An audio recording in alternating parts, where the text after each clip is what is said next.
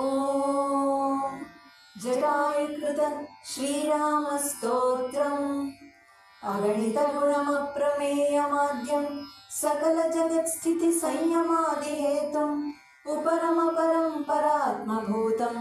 सततमहं प्रणतोऽस्मि रामचन्द्रं निरवधिसुखमिन्दिराकटाक्षं क्षपितसुरेन्द्रचतुर्मुखादिदुःखं नरवरमनिशं नतोऽस्मि रामं वरदमहं वरचापबाणहस्तं त्रिभुवनकमनीयरूपमेड्यं रविशतभासुरमीहितप्रदानं शरणदमनिशं सुरागमूले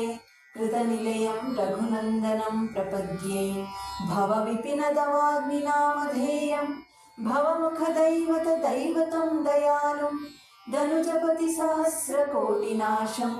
रवितनया सदृशं हरिं प्रपद्ये अविरतभवभावनातिदूरं भवविमुखैर्मुनिभिः सदैव दृश्यं भवजलधिसुतारणाङ्घ्रिपोतं शरणमहं रघुनन्दनं प्रपद्ये गिरिशगिरिसुतामनोनिवासं गिरिवरधारिणमीहिताभिरामं सुरवरदनुजेन्द्रसेविताङ्घ्रिं सुरवरदं रघुनायकं प्रपद्ये परधनपरदारवर्जितानां परगुणभूतिषु तुष्टमानसानां परहितनिरतात्मनां सुसेव्यं रघुवरमम्बुजलोचनं प्रपद्ये स्मितरुचिरविकासिताननाब्जम् अतिसुलभं सुरराजनीलनीलं सितजलरुहचारुनेत्रशोभं रघुपतिमीश गुरोर्गुरुं प्रपद्ये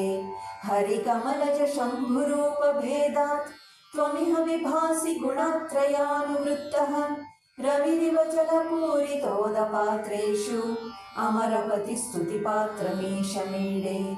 रतिपतिशतकोटिसुन्दराङ्गं शतपथगोचरभावनाविदूरं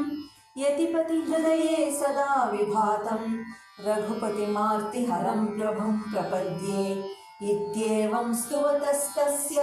प्रसन्नो भूद्रघुत्तमः उवाच गच्छ भद्रं ते मम विष्णोः परं पदं शृणोति य इदं स्तोत्रं